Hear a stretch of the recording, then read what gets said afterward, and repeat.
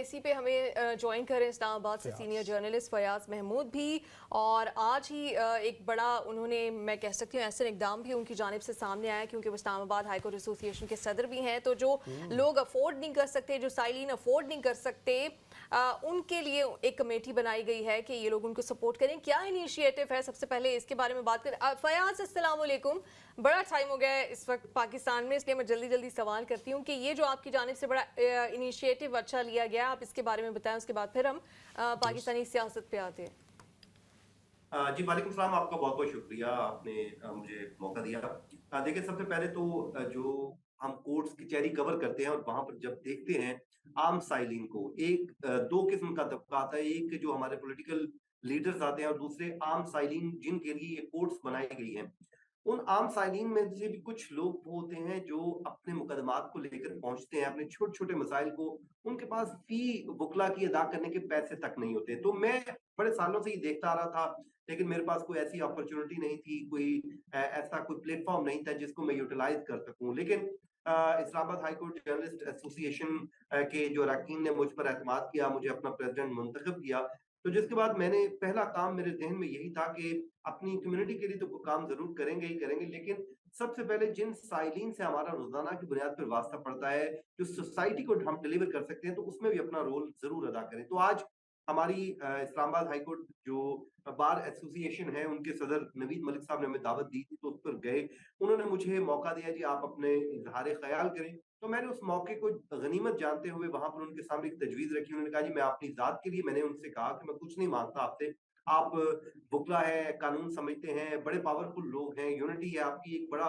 तो अगर आप लोग मेरी एक तजवीज पे अमल कर दें कि जो मुस्तहिक साइलिन है, जिनके पास फी जो है बुकला की देने के लिए पैसे नहीं है, अगर आप उनके लिए मुफ्त में कोई उनको कानूनी मुआवनत फराहम कर दें, तो मैं आपका बड़ा जो है मशहूर हूँगा। तो इस बात पर उन्होंने फौरी तौर पे अमल दरामद को यकीनी बनाया। उन्होंने कहा, जी आपकी इस बात पे हम फौरी एग्री करते हैं, इस पे हम एक कमेटी बना देते हैं जिसमें 3 वकला को शामिल कर दिया गया है, 2 हमारे जर्नलिस्ट शामिल होंगे। वो 2 जर्नलिस्ट, उनका काम ये होगा कि ऐसे साइलिन जो उनसे राब्ता करेंगे, वो मुलाकातें करेंगे और उसके मुस्तहिक साइलिन को वकला के साथ मिलवाएंगे। जो 3 वकला दिए गए, फिर आगे एक वकला का पैनल बन जाएगा जो बिल्कुल सिर्फ कॉस्ट ऐसे लोगों को जो लीगल असिस्टेंस प्रोवाइड करेगा, उनको कानूनी मुआवनत फराहम करेगा। और मैं उम्मीद करता हूँ कि इससे आगे मजीद भी फर्दर हम चीजों को लेके बढ़ेंगे, ताकि आम जो लिटिगेंट्स हैं, साइलिन हैं, उनका कोई फायदा हो सके, ताकि हमारा जो इतनी ये काम करने काबिले का कुछ तहसीन अमल है, जिसको सराहा भी जाना चाहिए। चूँकि हम जानते हैं पाकिस्तान का जो कानूनी सिस्टम है, उसमें आपका एक तो मुकदमा महंगा बहुत होता है, फिर चलता बहुत देर तक है अक्सर जो मुकदमे हैं।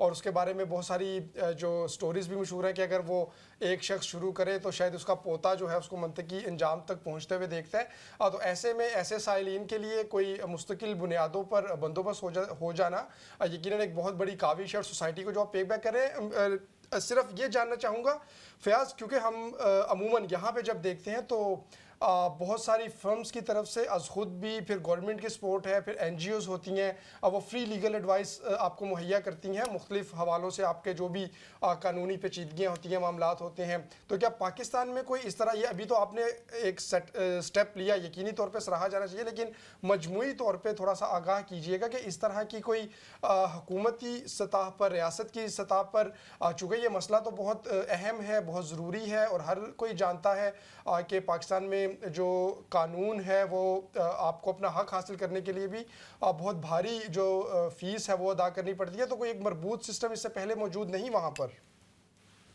देखिए, सिस्टम तो मौजूद है, लेकिन उस सिस्टम पे उस तरह काम नहीं होता। लाइक अगर आप को मुकदमा आपका चल रहा है, आप अफोर्ड नहीं करते, तो उस पे हुकूमत पाकिस्तान आपको एक अपने एक्सपेंस के ऊपर एक वकील तो दे देती है। लेकिन आपको पता है पाकिस्तान में इस तरह के जब वकालतनामे मिलते हैं, तो वो उसपे कोई मेहनत नहीं की जाती। तो कोशिश ये की जाती है कि अपनी जेब से फी अदा की जाए, ताकि उस मुकदमे को अच्छे अंदाज में कॉन्टेस्ट दुरुस्त। किया जाए, अच्छे अंदाज में लड़ा जाए। तो इसी तरह कुछ NGOs भी काम तो कर रही हैं, लेकिन वो उस तरह उनकी, आप कह लीजिए कि जिस तरह हम, क्योंकि सारा दिन वहीं पर मौजूद होते हैं, जितना हमारा इंटरेक्शन लोगों के साथ होता है, तो मेरे ख्याल में ये हमारा जो प्लेटफॉर्म हम मुहैया कर रहे हैं, इसको हम फर्दर एक्सटेंड भी करेंगे। ये इसी हद तक महदूद नहीं रखेंगे, दुरुस्त। बल्कि हम इसको करने का मैं इरादा भी रखता हूँ हम्म। और हमारा लोगों के साथ डायरेक्टली एक इंटरेक्शन भी है, लोगों के साथ मुलाकातें भी, लोग हमसे मिलते भी हैं, इस हवाले से अक्सर बात भी करते हैं। तो हमने बुनियादी तौर पे एक उनको प्लेटफॉर्म मुहैया करना है और उसमें फिर हम एक चेक एंड बैलेंस भी रखेंगे, क्योंकि हम रिपोर्ट भी कर रहे होते हैं चीज़ों को। अगर हम किसी को किसी वकील के साथ मिलवाएँगे, उसका मुकदमा लेकर देंगे, तो फिर हम उसको ज़ाहिर है उस केस को रिपोर्ट भी बिल्कुल। करेंगे। जब रिपोर्ट करेंगे, तो एफिशिएंसी खुद ब खुद ही आएगी, तो वो हम्म। बेहतरी की तरफ चीज़ें जाएँगी। तो ये एक हमारा सूदी बिल्कुल मौका। लेकिन ये बहुत अच्छा इनिशिएटिव है और मैं आपको इसके लिए अप्रिशिएट करना चाहूँगी और बड़ा अच्छा लगता है कि जब ज़रूर। आप सहाफ़त जो है वो जिस तरह से सर्व करने की कोशिश कर रही है थ्रू सहाफ़त भी और इसके अलावा भी जो ऑप्शंस हो सकते हैं तो we are really proud of you. अच्छा मुझे ये बताएं फयाज़ के आप जब ये कोर्ट इश्यूज कवर करते हैं ना तो एक आपने बड़ी लंबी लंबी पेशियां भुगताई हैं, मतलब आप नहीं भुगता रहे थे, भुगता तो कोई और रहा था, लेकिन आप लोग भी साथ साथ होते थे नवाज शरीफ साहब के साथ और मरियम नवाज की पेशियां आपने देखी हैं। अब मरियम नवाज बनने जा रही हैं वजीर आला पंजाब। क्या बातें आपने उनकी नोटिस की थी जब वो पेशियां भुगता रही होती, क्योंकि वो एक टफ टाइम था, कहते हैं कि बुरे वक्त में इंसान का पता चलता है, तो आपको पता चला था कि उनमें है लीडरशिप और किस तरह की एक्सपेक्टेशंस लगा सकते हैं पंजाब में, किस तरह की तब्दीलियां ये मरियम नवाज को शहबाज शरीफ प्रो मैक्स करार दिया जा सकता है, क्योंकि इनको भी मुझे लगता है कि देख के ही लगता है कि ये जहां जाएंगी वो शहबाज शरीफ जहां जाते थे मअतल कर देते थे हर किसी को, यही होने वाला है। देखिए, हमारा एक बड़ा उनके साथ लंबा अरसा गुज़रा और रोज़ाना की बुनियाद पे हम कोर्ट्स में इकट्ठे ही हुआ करते थे और वहाँ पर जो मरीम नवाज़ को मैंने पाया, एक उनकी 2-3 चीज़ें हैं जो मैं आपसे शेयर करूँगा। एक तो ज़ाहिर है हमने उनको डायरेक्टली इस तरह को एडमिनिस्ट्रेटिवली उनको पहले काम करते हुए तो कभी नहीं देखा। लेकिन वो मियाँ नवाज़ शरीफ के बड़ी ज़ेर असर हैं। वो वहाँ पर जब आती थी तो मियाँ नवाज़ शरीफ के या तो साथ बैठती थी और अगर मियाँ नवाज़ शरीफ कोई बात कर रहे होते थे तो बोलती नहीं थी और बड़ी खामोशी से ही बात करती थी। लेकिन अगर उनको बात कहनी भी होती थी मियाँ साहब को, तो वो लिख कर ज़रूर अपनी एक जो है एडवाइस ज़रूर देती थी। तो यहाँ से आप अंदाज़ा लगा सकती हैं कि उनका एक इंटरैक्शन तो मियाँ साहब के साथ है। मियाँ साहब 3 बार के प्राइम मिनिस्टर हैं, यकीनन इस पे वो उनको सक्सेसफुल भी उन्होंने करना है, तो पूरी एक टीम जो है वो तैयार की जा रही है ताकि मरीम नवाज़ को कामयाब किया जाए। देखिए, मैं तो चाहता हूँ बिल्कुल कामयाब हों, उसका फ़ायदा क्या होगा? पब्लिक को फ़ायदा होना चाहिए किसी भी तरीके से। इनको कामयाब करें, लेकिन अल्टीमेटली उस पे अगर कोई हॉस्पिटल नए बनाएँगी, यूनिवर्सिटीज़ बनाएँगी, कॉलेज बनेंगे, या जो चाइल्ड लेबर को रोकने के लिए वो इक़दामात को उठाएँगी या हेल्थ डिपार्टमेंट को इम्प्रूव करने के लिए कोई काम करेंगी सिर्फ़ इसलिए कि वो कामयाब हो जाएँ, तो हम तो बड़ा उनका मशहूर होंगे कि भई कुछ ना कुछ करें। सेकंड, जो मुझे लगता था कि वो काम करना तो वो चाहती थी उस टाइम भी, उनमें 2-3 चीज़ें तो जो थी, एक उनको क्राउड पुलर भी कहा जाता था। लोग जो है मुस्लिम लीग नून का जो वोटर है, नवाज़ शरीफ के बाद अगर किसी को मुस्लिम लीग नून में कोई एक्सेप्टेंस मिलती है, तो वो मरियम नवाज़ की। तो अब होगा क्या?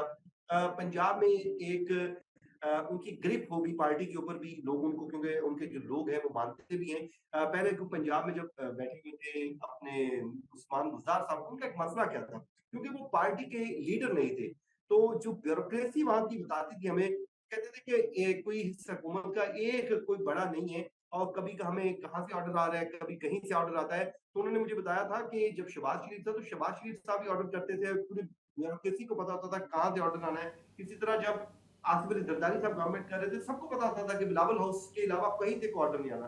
तो उस्मान बुज़दार साहब को जो सबसे बड़ा चैलेंज था उनकी पार्टी के अंदर से ये था कि उनको, वो पार्टी लीडर नहीं थे, इस वजह से उनकी इस तरह एक्सेप्टेंस नहीं थी। तो हर बंदा अपनी ही रास्ते पे निकला हुआ था। तो अलबत्ता जैसे फेडरल गवर्नमेंट इमरान खान साहब की थी, हर बंदे को पता था कि ऑर्डर अल्टीमेटली इमरान खान का ही होना है, तो किसी गवर्नमेंट के ऊपर। तो इसी तरह अब पंजाब में मरियम नवाज की ग्रिप होगी। अगर किसी कारकुन को बना दिया जाता तो शायद उसकी उस तरह पंजाब पर फिर ग्रिप ना होती, तो अल्टीमेटली नुकसान होना था। तो अब मैं समझता हूँ कि हम उम्मीद रख सकते हैं कि ज़ाहिर गवर्नमेंट तो जैसे तैसे करके बन गई है या बनने जा रही है, तो बननी तो यही, आज उन्होंने तो 237 बंदे भी मेरे ख्याल में इकट्ठे कर दिए हैं कि उन्होंने अपना पावर शो कर दिया है, तो अब तो अल्टीमेटली गवर्नमेंट बननी ही बननी है।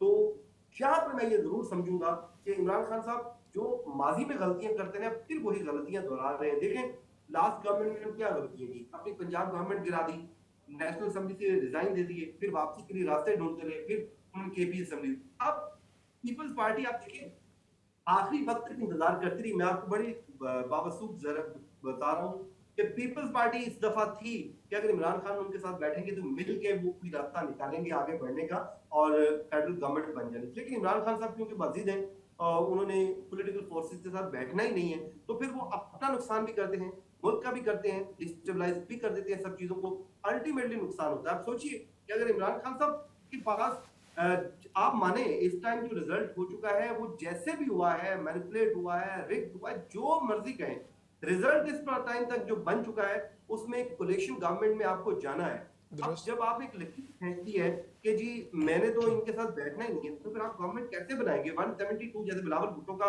रात भी स्टेटमेंट थी, भाई 172 आप नंबर तो पूरा करें, आपने उसके लिए कोशिश ही नहीं की। आपको मिलना तो पड़ेगा, आपका जो पाकिस्तान आपने बेदंदी सिस्टम लेकिन रहना है, सुन तो क्योंकि रहे थे बहुत फयाज की पीपल्स पार्टी एक स्टेटमेंट आई थी कि पीपल्स पार्टी से भी राब्ता किया जाएगा, दूसरी फिर स्टेटमेंट आई कि नहीं हो पाएगा, फिर ये भी सुना कि शायद एतजाज एहसन साहब ने जो मुलाकात की है उसमें कोई ऐसी बात की गई है। आई तो थी, लगता है नहीं, मामला है। मैं आपको इसमें बताता हूँ, मैं आपको बताता हूँ हुआ क्या था। जब पीपल्स पार्टी का सीईसी का इजलास चल रहा था तो पीपल्स पार्टी इस इंतजार में थी कि शायद, और वो प्लान कर रहे थे कि इमरान खान साहब से कोई मुलाकात करें, कोई रास्ता निकालें, उनके कोई इस तरह वो उनका एक प्लान था। अब हुआ क्या, उसी दिन जेल में जर्नलिस्ट हमारे चले गए, साकिब बशीर साहब वहां पर गए। अब शाह महमूद कुरैशी साहब से सवाल पूछा गया कि क्या पीपल्स पार्टी थोड़ा सा इस दफा आपकी तरफ झुकाव लग रहा है तो क्या आप बैठेंगे? तो उन्होंने बड़ा वो पॉलिटिकल अंदाज में रिप्लाई किया, डिप्लोमेटिक था कि देखें क्या इसमें कोई हद पे आखिर नहीं होता, दरवाजे कभी बंद नहीं किए जाते। उन्होंने वो टिपिकल पॉलिटिकल लीडर्स वाला एक आंसर किया। मीनवाइल जैसे ही इमरान खान आए, उनसे जब सवाल पूछा गया कि खान साहब आप पीपल्स पार्टी के साथ बैठेंगे, तो उन्होंने कैटेगोरिकली आंसर कर दिया। उन्होंने कहा ना पीपल्स पार्टी के साथ, ना मुस्लिम लीग नून के साथ, ना एमकेएम के साथ। तो भाई अगर आपने फिर हालात को नहीं समझा तो उसके बाद जैसे ये खबर चली, पीपल्स पार्टी का इजलास चल रहा था, उन्होंने कहा ठीक है अगर इमरान खान साहब नहीं मिलना चाहते तो हम भी नहीं मिलना चाहते। अब कहीं ना कहीं तो आपको मिलना था, ठीक है। अच्छा जैसे फयाज, आपके पास आज भी हम अगर देखें तो पाकिस्तान तहरीक इंसाफ की जानिब से खासतौर पर जो बैरिस्टर गोहर है बल्कि उनके तमाम रहनुमा, जैसे ही ये रात को न्यूज़ भी आई पाकिस्तान पीपल्स पार्टी और मुस्लिम लीग नून में एक मुफाहमत हो गई है, तो ट्वीट्स के ज़रिए से भी फिर आज एक प्रेस रिलीज़ भी जारी हुई। बयानात हैं इनके ख़िलाफ़, दोनों पार्टीज़ के खिलाफ वही पुराने इल्ज़ामात दोहराए गए हैं और कहा गया है कि ऐसी गवर्नमेंट को जिसके पास मैंडेट नहीं है हम नहीं मानेंगे। तो जब पाकिस्तान तहरीक इंसाफ खुद भी गवर्नमेंट बनाने की पोजीशन में नहीं है और ये जानती है कि कोई भी जो गवर्नमेंट है वो इत्तेहाद के बगैर इस वक्त नहीं बन सकती, चूँकि जो मैंडेट है वो स्प्लिट है, तो पाकिस्तान तहरीक इंसाफ का लाहे अमल आपको लग क्या रहा है? अब वो वाज़िया तौर पे चूँकि उनको अपोजिशन में ही जाना पड़ेगा, अगर दो दीगर जो पार्टियां हैं वो मिलकर हुकूमत बना रही है, तो आपके ख्याल में क्या वो अब चुपचाप अपोजिशन में उनको चले जाना चाहिए या चले जाएंगे, या एक मरतबा फिर जैसे हमने इससे कबल देखा कि वो भरपूर एहतजाज करते हैं और अभी भी चूँकि उनके पास एक जेनवन जो इशू है धांधली के हवाले से वो उनके पास मौजूद है, उसको वो लेके मुख्तलिफ फोरम्स पे जा भी रहे हैं, तो आपको क्या लगता है कि पाकिस्तान तहरीक इंसाफ एहतजाज की जानिब जाएगी या रुख करेगी पार्लियामेंट का और अपोजिशन बेंचेस में बैठेगी? देखिए बज़ाहिर तो एजुकेशन की तरफ तो वो जाएंगे ही जाएंगे। उन्होंने लास्ट जो एक अपना प्रोटेस्ट रिकॉर्ड भी करवा दिया है और फ्यूचर में भी वो प्रोटेस्ट तो का रास्ता तो नहीं बंद करेंगे। हाँ, इस दफा इतनी जरूर तब्दीली आई है कि वो कौमी असम्बली में भी जा रहे हैं और पंजाब असम्बली में भी जा रहे हैं, केपी में तो खैर गवर्नमेंट ही वो बना रहे हैं, तो वो असम्बली में रह के, और देखें असम्बली में जब ये पीटीआई बैठेगी अपोजिशन बेंचेस पर, हुकूमत को लग समझ जाएगी। यहाँ पर तो 30-35 बंदों की अपोजिशन नहीं संभाली जाती, यहाँ पे 100+ की अपोजिशन है। ये तो गवर्नमेंट को लग समझ जाएगी कि उनके साथ हो क्या रहा है। तो अच्छी बात ये है कि ये अपोजिशन करने जा रहे हैं, रियल मीनिंग में करने जा रहे हैं। लेकिन मैं ये समझता था कि पीटीआई अगर चाहती तो गवर्नमेंट फॉर्म कर सकती थी, तो पीटीआई से एक बार फिर ये गलती जरूर हो गई है कि वो नहीं कर, हो सकता है वो लॉन्ग टर्म प्लानिंग कर रहे हो कि 1-2 साल देखते हैं गवर्नमेंट में जब मुस्लिम लीग नून और पीपल्स पार्टी बैठेंगे, जाहिर है जो गवर्नमेंट पार्टी होती है तो अल्टीमेटली तो वो अपनी पॉपुलैरिटी जो है वो लूज कर रही होती है पब्लिक में। फयाज ये बताएं आप, पीपल्स पार्टी, नून लीग और पाकिस्तान तहरीक इंसाफ की आप बातें कर रहे हैं, सबसे इम्पोर्टेंट जो मेन कैरेक्टर हैं पूरी सियासत के, मेन एनर्जी जिनकी वजह से है, मौलाना फजलुर रहमान की आप बात ही नहीं कर रहे। वो आज, पहले भी उन्होंने काफ़ी इंकिशाफात किए, आज तो खैर जो उन्होंने एक वो मजहबी टॉपिक पे गुफ्तगू की है, मैं उस तरफ नहीं जाना चाहती, लेकिन वो रूठे बैठे हैं, कोई मनाने जा रहा है, उनको किसी को एहसास भी है मौलाना रूठे हुए हैं और मना भी कोई नहीं रहा, ये क्या बात हुई? हाँ, मौलाना साहब के लिए इस दफा बड़ी बड़ी मुश्किल है। मौलाना साहब नाराज हो गए हैं। अब वो होता ये था कि बचपन में जब हम कभी नाराज हो जाते थे अपने घर वालों के साथ, मैं अपनी बात करूं तो मैं रूठ कर घर से ना बाहर चला जाता था, वो आधा का दिन मैं गुजरता था। अब जैसे शाम होने वाली होती थी तो मैं घर के करीब आ जाता था और इस इंतजार में कि मुझे कोई घर से लेने आएगा और अंदर ले जाएगा। अब वो लेने भी नहीं आते थे। और मेरी पंजाबी, बेचैनी मजीद आपको पता है पंजाबी पेरेंट्स क्या करते हैं ऐसे में? वो अगर क्या उनसे बता कोई रहा हूँ? रूठे वो और डांटते हैं, मतलब वो नहीं मैं बता रहा पैम्परिंग वगैरह करते, वो कहते हैं कि ए रुसिया भी क्यों है। जब शाम मजीद हो रही होती थी तो बेचैनी बढ़ रही होती थी कि यार मैंने तो कोई बुलाने नहीं आ रहा है, मैंने तो कोई मनाने नहीं आ रहा है। तो फिर होता ही था कि मैं आहिस्ता से घर का दरवाजा नॉक करके आके नुक्कड़ पे खड़ा हो जाता था।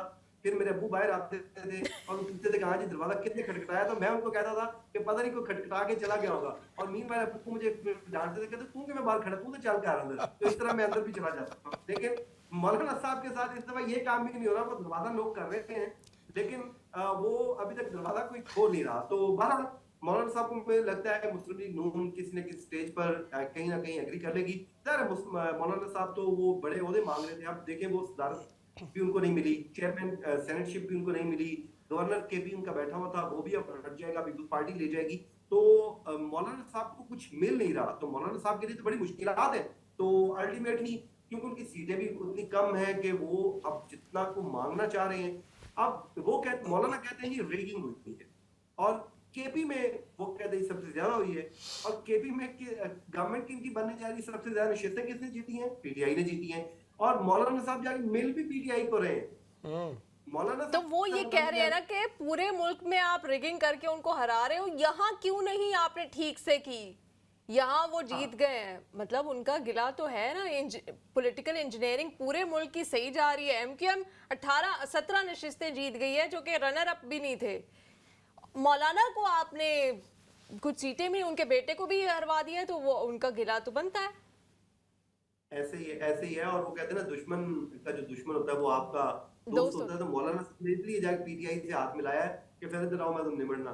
तो मौलाना साहब तंग तो करेंगे, ये नहीं होगा कि मौलाना साहब इस इंतजार फयाज, आपको लगता है कि ये जो पार्टनरशिप पाकिस्तान तहरीक इंसाफ और मौलाना साहब की, चूंकि एक मुलाकात तो हुई, बड़े अच्छे खुशगवार माहौल में हुई, उसके ऊपर फिर पूरा एक सिनेरियो भी डेवलप करने की कोशिश की गई, लेकिन उसके बाद कोई इसमें बहुत ज़्यादा हलचल हुई नहीं। लेकिन मुस्तकबिल में हम कुछ कह तो नहीं सकते, लेकिन क्या आपको लगता है कि कभी हम ये पार्टनरशिप देख पाएंगे? बाबर और रिजवान की पार्टनरशिप लग रही है आपको?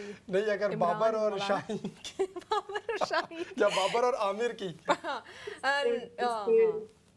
जिस दिन मौलाना साहब ने जो एक प्रेस कॉन्फ्रेंस की थी जिसमें उन्होंने इल्जामात लगाए, जिस दिन बाजवा साहब को उन्होंने कटहरे में ला खड़ा किया, उससे अगले दिन जब बुखला की इमरान खान साहब से मुलाकात हुई तो उन्होंने इमरान खान साहब को बताया जब कि जी मौलाना साहब ने जी ये बड़ी तकरीर कर दी है और उन्होंने तो रेगिंग के ऊपर भी बड़ी बात की है और वो तो जो हमारा नैरेटिव है उसके साथ खड़े।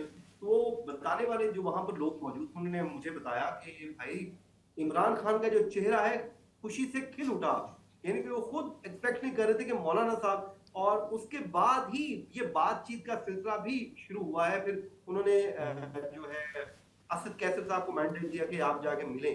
तो जाहिर है सियासत दो एग्रेसिव लोग हैं लेकिन अंदर से दिल के दोनों साफ हैं, तो दोनों की पार्टनरशिप हो सकती है। अहमद रिजवान और बाबर की तरह। बहुत शुक्रिया फयाज, बहुत टाइम हो गया पाकिस्तान में, इतना आप ऊंचा ऊंचा बोल रहे हैं, आपकी फैमिली वाले जो सोए में आसपास जाग जाएंगे। तो बहुत शुक्रिया, आपने वक्त दिया, इंशाल्लाह फिर आपसे फ्यूचर में बात करेंगे।